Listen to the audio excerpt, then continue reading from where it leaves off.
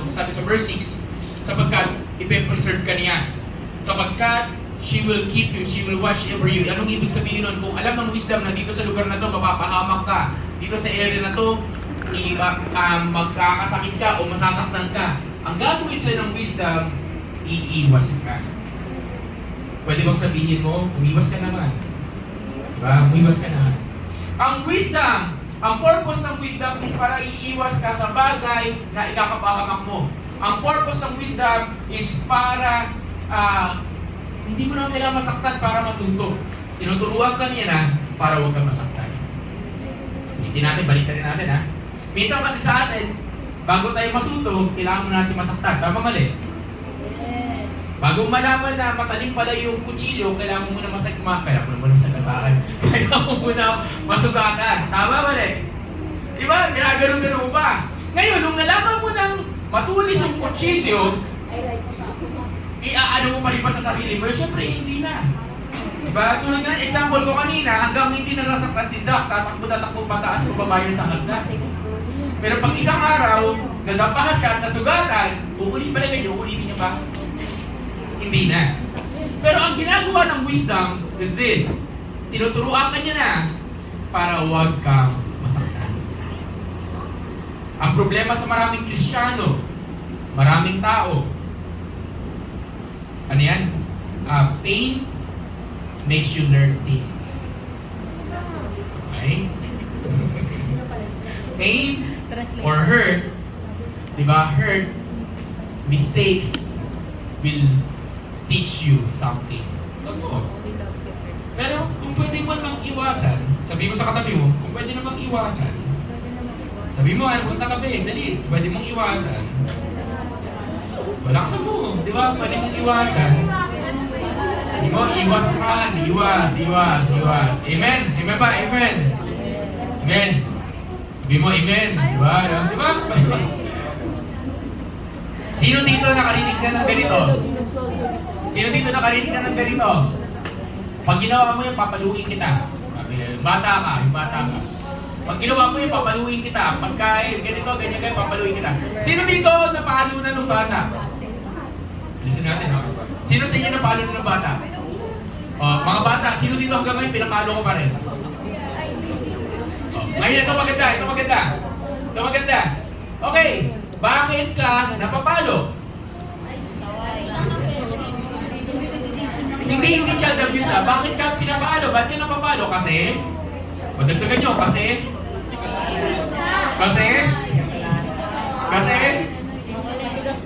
Kasi matigas ulo. Ano ba? Kasi pasaway. Ano ba? Alam mo, naalala ko nung bata ako. Sino dito yung merong, alam mo yung full body mirror? Alam niya? Okay. Full body mirror.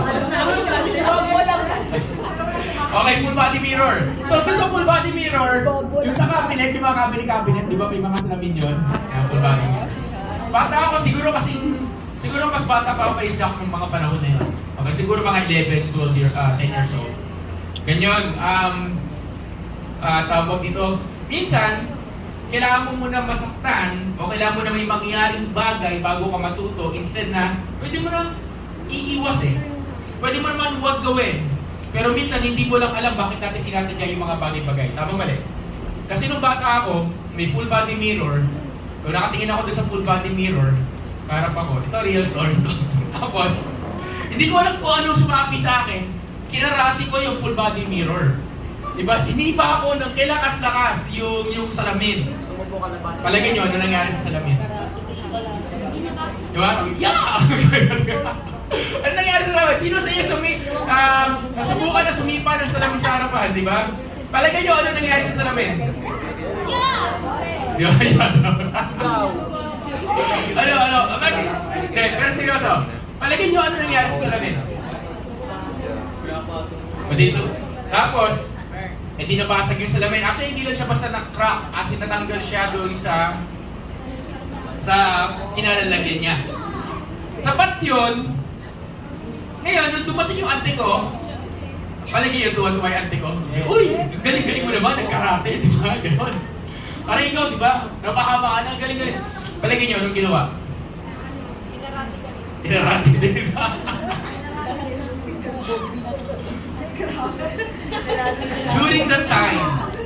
During that time, praise God, kasi hindi ako nasugatan. Pero sapat yun para parang imagine mo itong bitana to si pain mo, di ba? Pili mo hindi magpo-fall sa iyo yung glass, pili mo hindi ka masusugatan, that's a big mistake. So that is what happened. Na pwede ko naman hindi sipain nyo bakit ko sinipa. Minsan kasi may mga bagay tayo na ginagawa out of curiosity o dahil hindi natin alam, trip lang, ginagawa natin, hindi natin alam na ikakapahabak natin yon. Ang tawag doon, ready na kayo? Ang tawag doon ay foolishness. Kung alam mo itong bagay na ito, ikakapahamak mo, huwag mo nang gawin. Kung sinabi sa iyo, bawal tumawid, huwag ka nang tumawid. Pag sinabi sa iyo, bawal magshabu, huwag ka nang magshabu para diba? Wala naman siguro, di ba? Kung sinabi sa iyo, bawal ito, bawal yan, huwag yan, sundin mo na lang kahit hindi mo naiintindihan. Bakit? Kasi sabi mo sa katabi mo, para ingatan ka. Nakasama mo, sabi mo, para ingatan ka. Okay, tuloy tayo. So sabihin mo for the last time, sabihin mo sa katabi mo, love wisdom. Nakasama mo nga, sabihin mo, love wisdom. Love wisdom. Diba? Okay. Tuloy tayo, verse 7. Basahin natin, verse 7. 1, 2, 3, go. Basta na, verse 7. Verse 7, basahin natin. Okay, 1, 2, 3, go. Wisdom is supreme, so get wisdom, and whatever else you get understanding. Okay, tuloy natin, verse 8. Cherish her, and she will exalt you. If you praise her, she will honor Okay. you. Take note, lilinawin ko lang. Ang nagkasalita dito, walang iba kundi si Solomon bilang tatay, bilang ama. At sinasabi niya dito, anak, pakinggan mo yung sinasabi ko sa iyo. Kasi kung meron kang wisdom at cherish, another word for cherish sa Tagalog?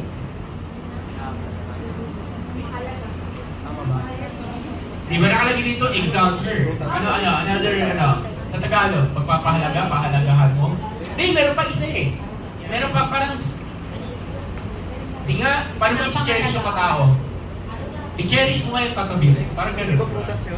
Actually, Paano mo i-cherish yung katabi mo? wala, Diba? Sige, pakiharap na yung meaning ng cherish, okay. And she will exalt you. If you embrace her, she will honor you. Sa madaling salita, kung ang wisdom, listen everyone, listen. Wala mo nang bubuyog. Kung ang wisdom ay hindi mo lang mamahalin, kundi parang ini-enjoy mo yung presensya niya. Niyayakap mo siya, parang minamahal mo siya, ini-enjoy mo siya, hindi ayaw mo siya mawala sa buhay mo.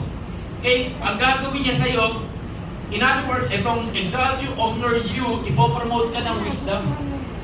Okay? Ipopromote ka ng wisdom. Bibigyan ka niya ng promotion na maaaring hindi mo makukuha kung saan-saan. So, ibig sabihin, mahalin mo, yakapin mo yung wisdom. Bakit? Minsan, ang tanging dahilan, kaya hindi mo nakukuha ang blessing ng Lord na para sa iyo, ang promotion ng Lord na para sa iyo, kasi nire-reject at nire-neglect natin ang wisdom. Amen ba? Sabi ng Bible, bawal ang tamad, pero tamad ka. O, di wala mangyayari sa iyo. Diba?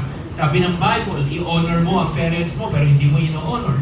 Sabi ng Bible, ito gawin mo, i-preserve mo ang integrity, kaso di mo pinapreserve ang integrity. So ano mangyayari? Walang mangyayari. Kaya sabihin mo sa katabi mo, uli, mahalin mo ang wisdom. Mahalin mo wisdom. Tuloy tayo. Verse 9. Verse 9. Tuloy tayo. Basahin natin. Verse 9. 1, 2, 3, go. She will place a garland of grace on your head. She will give you a crown of beauty. Okay, ano rin to? Tawag ito parang promotion. Verse 10. Listen, my son, accept my words, and you will live Okay, many pause. years. Lakasan natin. 1, 2, 3, go. Listen, my son, accept my words, and you will live many years. Sabi ito, si Solomon, take note, sinasabi niya, anak, kinig ka naman.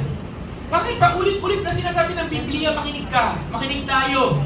Kasi likas sa tao ang hindi nakikinig. Likas sa tao ang matigas ang ulo. Tawag natin doon, matigas ang ulo. Tawag natin sa mga hindi nakikinig, pasaway. Tawag natin sa Bible, tawag sa kanila, stiff-necked. Diba? Stiff-necked, stubborn, ano pa? Unteachable, at ano pa. Okay, church, paulit-ulit, kinukuha ng Bible ang attention natin na makikinig. Anong ibig sabihin ng pakikinig? Hindi yung pakikinig na pag kinausap ka, yung wala kang gagawin. Listening is like this. When somebody is talking to you or somebody talks to you, what you're going to do is you will listen and you will apply. The problem with many people or with many Christians nowadays, okay? Ito, wala akong pinapatamaan, pero ito, sa panahon natin, is meron tayong dalawang way how we defend ourselves sa mga bagay na sinasabi sa atin. Una, either pagong tayo. What is pagong? Pag may sinasabi sa'yo na ayaw mo o hindi ka nag-a-agree o ayaw mo tanggapin, ang mangyayari sa'yo para kang papasok na lang sa shell at ikaw ay mawawala na lang. Yan. Ikaw ay mag-isolate, hindi ka magre-reply, lalo na pag tinamaan ka, di ba? Yan, okay? Ikaw yung hindi, ako na lang laging mali, ako na lang laging tinitira, ako na lang laging nakikita, ako na lang. Paano naman sila? Ganon, no? Di ba? Ganon. Sila yung, sino dito, huwag na magtaas ang kamay. Ikaw ba ay pagong pag pinagsasabihan? Di ba? Okay. Pangalawa, hindi pagong. Yung pangalawa ay tinatawag namin porcupine. Ano yung porcupine? Yung may tinig-tinig. Bakit? Pag ang porcupine natitreten, kung ang pagong pupunta sa shell, ang porcupine pag natitreten, anong ginagawa niya? Lumalaban. Paano siya lumalaban? May tinitira niya tinatawag na quills. Kaya meron kayo for information, okay? Quills. Ayun ang tawag sa kanyang tinik. Okay? Ano ibig sabihin nun? Pinagasabihan ka, hindi ka nag-a-agree. Ano gagawin mo? Hindi ka mag-a-isolate. Ang gagawin mo, on the spot, sasagutin mo yung tao. On the spot, sasagutin mo, at on the spot, makikipag-away ka, makikipag-argue. Ay, kasi ganito, ganyan. Eh, kasi ganyan. Yan, okay. Ikaw ba ay porcupine? Marami ang porcupine kesa sa pagong. Okay? Pero either one of these, ganun tayo. So the lesson here is, sinasabi sa atin, listen, receive my saying. Sinasabi, huwag mong kontrahin yung sinasabi sa'yo, lalo na pag ito ay galing sa salita ng Diyos. Huwag mong kontrahin yung ini-explain sa'yo, dahil ito ay ipe-preserve ka. Huwag mong kontrahin sapagkat ito ay magbibigay sa'yo ng mahabang buhay. Sabi dito, keep her. Sabi dito, and the years of your life will be many. Hindi ito basta-basta. When wisdom is giving you something and telling you something, may pinapaliwanag sa'yo, this will teach you something. It will teach you na ng mahabang buhay. Bakit? Kasi, merong dahilan. Sorry. Kasi, ang purpose ng wisdom is not only to bless you. The purpose of wisdom is for you to be able to maximize your life. Sabi natin, maximize. Lakas natin, maximize. Okay. Gano'ng katagal ka na nabubuhay sa mundo? May tanong ako. Maliban sa mga bata, yung mga 20 years old up, okay. Na-maximize mo na ba ang buhay mo? Yan. Pastor, anong ibig sabihin na na-maximize yung buhay? Na-maximize mo na ba yung buhay mo? Meaning, palagay niyo anong ibig sabihin ako. Pwede kasing nabubuhay ka lang, pero hindi mo na ma-maximize ang buhay mo. Pwede nabubuhay ka tas routine. Ano yung routine? Katutulog, gigising, papasok, uuwi, kakain, maliligo, katutulog, gigising, ganyan. Tama mali? Tama mali. Alam mo yung kamusta? Ganun pa rin. Anong bago? Wala. Di ba? Sound familiar, di ba? Sound familiar. Kamusta work? Ganun pa rin. Walang bago. Wala man lang, kamusta? Ay may nakita ko artista kanina. O kaya may umano sa akin. Tawag dito, may nagyayasa, libre ako. And so on, so forth. Diba? Tingnan mo yung katabi mo, na-maximize mo na ba yung buhay? What does it mean to maximize your life? It means that your life, yung potential na meron ka, yung purpose ng Diyos sa buhay mo, segue na lang to yung potential na meron ka, yung purpose ng Diyos sa buhay mo, yung calling ng Diyos sa buhay mo, yung pinapagawa, assignment na gagawa mo, na ibibigay mo yung sarili mo para doon sa bagay na pinapagawa sa inyo. Nabubuhay ka doon sa season ni God, nabubuhay ka doon sa paano gusto ng Diyos mabuhay ka. Amen. Hindi pa ulit-ulit. Na-maximize mo na ba yung buhay? Yan. Diba? Uuwi nyo yung tanong na yan. Ngayon, tuloy tayo. Ang purpose ng wisdom is He wants to give you a long life. A life that where your life is being maximized. Ibig sabihin, your life is being used mightily. Then, tuloy tayo. Verse 11. I have taught you in the way of wisdom. I have led you in the right paths. Hanggang ano na tayo? Verse 13. When you walk, your steps will not be hindered. When you run, when you run, you will not be stumbled. Take note, okay? Oh, when you walk, ano sabi sa verse 11? I have taught you in the way of wisdom. I have led you in the right paths. Ang purpose ng wisdom, ang purpose ng tinuturo sa iyo ay para daling ka sa tamang daan, hindi mali. Para pag ikaw habang naglalakad ka, hindi ka nahaharangan, pag tumakbo ka, hindi ka madadapa. Then last verse 13. Verse 13. Basahin natin. 1, 2, 3, go. Hold on to instruction. Don't let go. Guard it, for it is your life. Leo, asan si Leo? Okay. Sige. Daniela. Sige. So sabi dito, hold on to instruction, don't let go, guard it for your life. Madaling salita, this is what wisdom is telling you. Wisdom is telling us na ang purpose niyan is para kung pwede mo namang iwasan madapa, hindi ka madadapa. Ang purpose ng wisdom, tinutuwid niya yung daan mo, hindi bako-bako. Diba? Mahirap maglakad pag bako-bako. Lalo na pag madalas ka sumemplang. Sino dito madalas may ugali sa, lagi ka sumemplang? Diba? Lagi kang nadadapa, kahit naman hindi mo kailangan madapa. Yan. May kilala mo kayo gano'n? Okay, lagi Diba? Madalas kang matisod. Madalas kang magkamali. So, ang purpose ng wisdom, 12 ulit, Leo. Ang purpose ng wisdom is this. Para habang tumatakbo ka, may pinapagawa at may ginagawa ka sa buhay mo at nakilalakaran mo yung buhay na binigay sa iyo ng Diyos, ikaw ay maiiwasan mong madapa. Hindi sinasabi dito na magiging perfecto.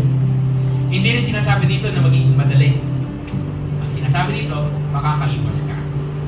Kasi ang problema sa atin, minsan, mas gugustuhin natin, tulad ng sinabi ko kanina, mas gugustuhin natin matuto sa mali. Kaysa pwede namang matuto na hindi naiiwasan yung pagkakamali. Kung alam mong red flag, umiwas ka sa red flag. Amen? Amen ba? Example, sige. I'll end with this. Practical example tayo. Sorry. Okay, practical example.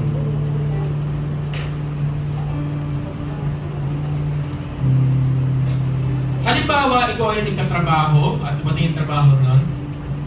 At sinabi sa'yo, dayain mo, kunyari accountant ka, at sabi sa'yo, dayain mo yung tax. At dayain mo yung ITR. So, sinabi sa'yo, dayain mo yung ITR. So, automatic, alam mo nang alam mo nang mali yun. Tama, mali? Dayain mo yung tax. Mali. Pero sabi sa'yo, pagka sinunod mo ako, at nakailang ulit na yan, at na-master mo na yan, ipo-promote kita. Sabi ng office mo, po-promote ka niya. May question ako, ano gagawin mo? Kung hindi mo gagawin yan, tatanggalin kita sa trabaho. So what will be the common sense? The common sense is this. Huwag kong gawin yan kasi mali yan. That is the common sense. Yun yung conviction. Common sense yun. Tama, mali. Diba? Pero may question ako. May gumagawa ba na nandadaya ng ng tax? Marami. May gumagawa bang Kristiyano na nandadaya ng tax? Yan ang magandang tanong. And I will say, unfortunately, I'm sad to say, marami. Marami. Hindi ako nag-judge. Totoo yun. Marami. Alam nilang mali. Bakit pa rin gagawin? Diba, red flag. Hindi naman ako mahuhuli. Pagdating ng church, magre-repent ako.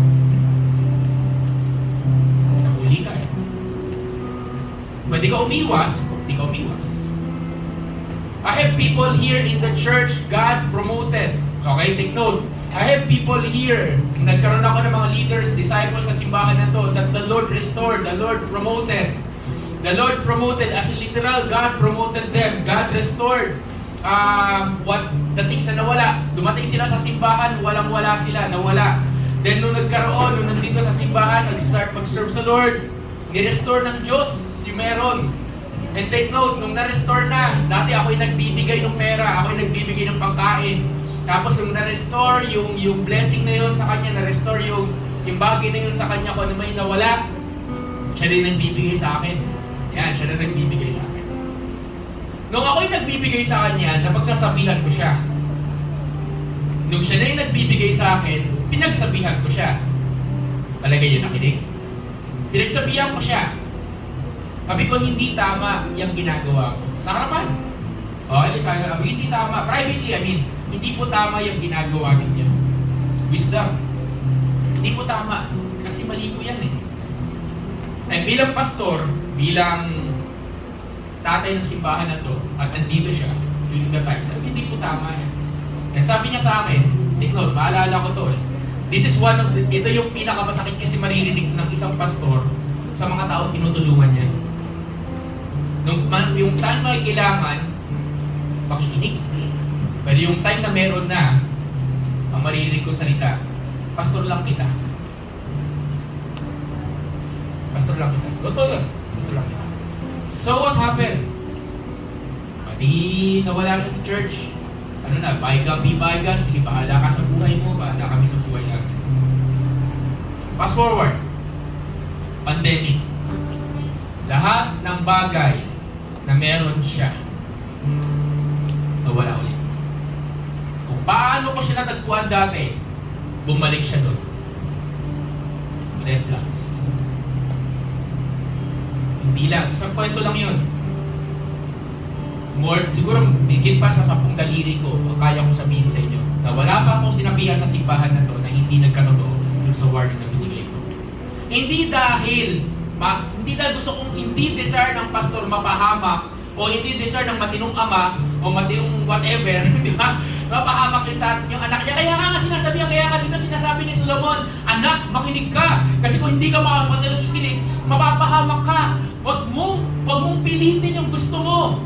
Kaya ka sinasabi sa iyo sapagkat merong nakikita yung tatay na yon o yung wisdom na yung taong yon may pinapakita sa kanya si Lord na pagka hindi mo sinunod, hindi mo naiintindihan sa ngayon. Hindi mo naiintindihan sa ngayon. At dito rin sinasabi ni Solomon dito, anak, maaaring hindi mo maintindihan yan sa ngayon. Pero pag pinakinggan mo, it will preserve your life. Amen ba? It will preserve your life. Pastor, ito yung nakikita ko, ito yung maganda, ito yung so on and so forth, so on and so. Paano, Pastor, kung mali yung sinasabi ng wisdom? Paano kung mali? Only time will tell. Only time will tell. Magtulad ng sinabi ko, babalik ako sa sinabi ko kanina.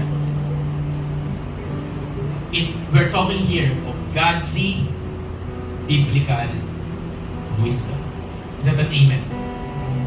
Is that an amen? So, can everyone, tayo kasi for na rin. Mamaya ulit tayo mag-offering sa conference.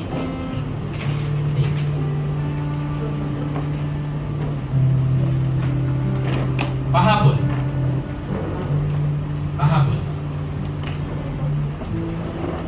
This is how God works. This is how good God is. This is how God works. Pakita ko sa inyo ito. Bigyan ko paano mag-God si Lord. Ang sa Diyos, ganito siya mag-work.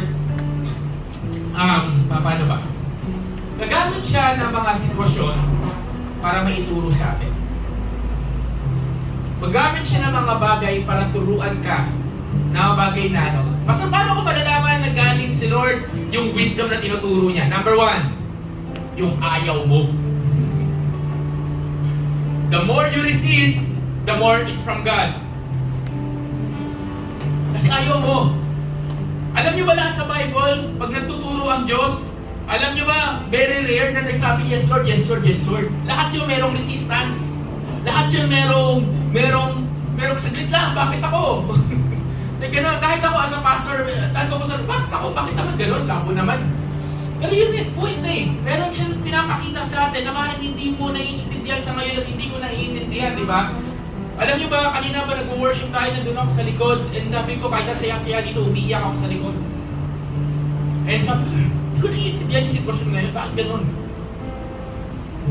Gano'n. Sabi ng Diyos, sabi ng Lord sa akin, yes, move forward. Lakad ka lang. Lagi naman ganun sila, lakad ka lang. Apply mo lang mga natututunan mo at isang araw makikita mo yung resulta. Kasi wisdom from God needs faith. Applying wisdom needs faith. Pangalawa, hindi lang yung ayaw mo. Pangalawa is this, it will always align in the Bible. It will always align in the Bible. God will never, ever contradict your word. Sinabi ba ni Lord sa'yo, gawin mo yan? Sinabi ba ni Lord yan, pumasok ka dyan? Sinabi ba ng Diyos, ganyan? Yes, paano niya sinabi? Paano niya sinabi? Paano mo na-receive? Unless you can prove to me that it is aligned in the Word of God, there's a big question mark that is from God. And if it is not from the Lord, I doubt that God will bless it. Marami na ako nakita. Pumasok, wala akong ilang tinatamaan dito. Pumasok ng relationship, at tagal nila in relationship during the time ng youth sila, hanggang maging leader. These are true stories. Okay? Hanggang maging ilang years sila doon sa simbahan na yon. And they decided to fight against the pastor. Nung pastor na yun na nagpalaki doon sa magsyuta na yun. Kilala ko personally yun. Kasi kasama ko lumaki yun. Kasama ko minentoran ko. Kinasal sila. Fast forward. Ibalay na sila. May anak. Tanong sa akin ng mentor kong babae, Pastor, anong palagay mo dito? Sabi ko, no comment na lang ako. Sa simbahan natin, walang wisdom na nagsimula kami. Walang ka-wisdom doon. Kasi walang ka-wisdom. Kahit sa mo hanapin, walang wisdom talaga. Walang lugar, walang ganito, walang ka-wisdom. Sabi, Lord, wisdom, mas natin wisdom dito, wala na mga Pero sabi ng Lord, gather mo lang sila. That's my wisdom. Bigyan mo lang sila, gather mo lang lagi. Huwag kang titigil. Minsan, gano'n lang naman ang wisdom. Huwag kang titigil. Guess what? Kung nasaan na tayo ngayon? Few years after that, makikita nyo, wala na tayo dito. Sapagkat nandun tayo sa mas malaki. Few years after that, siguro 10 years. Siguro in 5 to 10 years, I will tell you, nasa 100 or thousands tayo. Amen. Michelle, paano ka pupunta doon? Kung patay ka, paano makikita?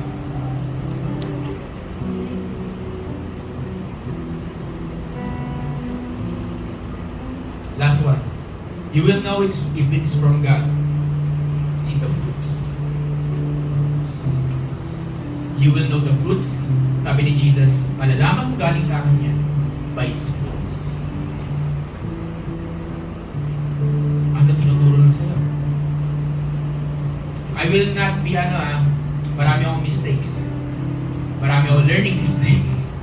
Pero maganda talaga yung one time sinabi ni isang leader natin dito is, you can learn without making mistakes. That's wisdom. Siguro ito tinuturo sa atin ng Lord. At bilang tatay ng simbahan na to, lahat kayo gusto ko maging successful. One day, magpapamilya kayo, pero sana yung magiging pamilya nyo ay matino, maayos, godly, at tinutulungan ka maglingkod sa Lord. Pinufulfill yung calling mo. Amen? And one day, sama-sama tayo maglilingkod. Diba? Pero for now, hindi mo yung katabi mo. Sabihin mo, apply mo muna. Apply mo muna. Diba? Baka mamaya may umalikid na wala na kagad. Diba? O mga kabataan, wisdom din ha. Amen ba? Amen mga kabataan. O mga young adults, wisdom din. Okay. Let's pray.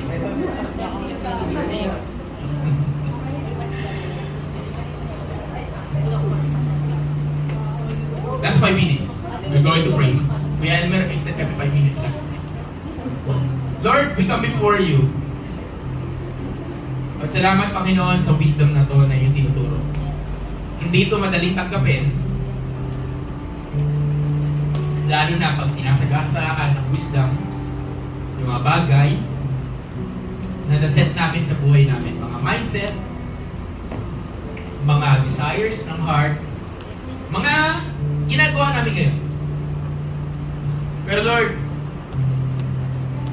tulungan at turuan mo kami magpakumbaba para makuha at matutunan sapagkat wala kang ibang desire kundi yung makita yung pinaka-the best sa amin.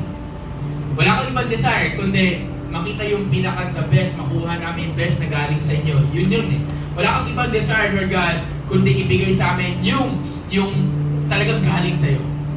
So Lord, kung medyo naliligaw kami at may mga bagay-bagay sa buhay namin na medyo questionable, tumatakbo kami pero nadadapa. Naglalakad kami pero may harap. Galaw kami ng galaw pero paikot-ikot na lang. Lord, help us to see yung heartbeat mo. Help us to see ano yung wisdom na ito. Anong tinuturo mo sa amin? Especially, pag may mga mali na in the past, may mga mistakes na, kayo po'y manguna.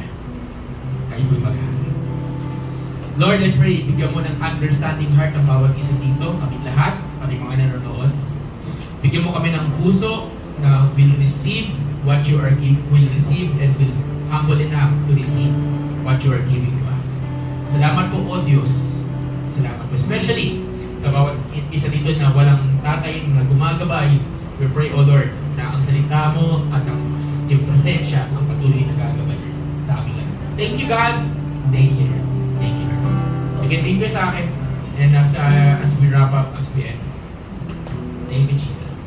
Pwede ba hawakan mo yung katabi mo at sabihin mo, uy, apply naman natin.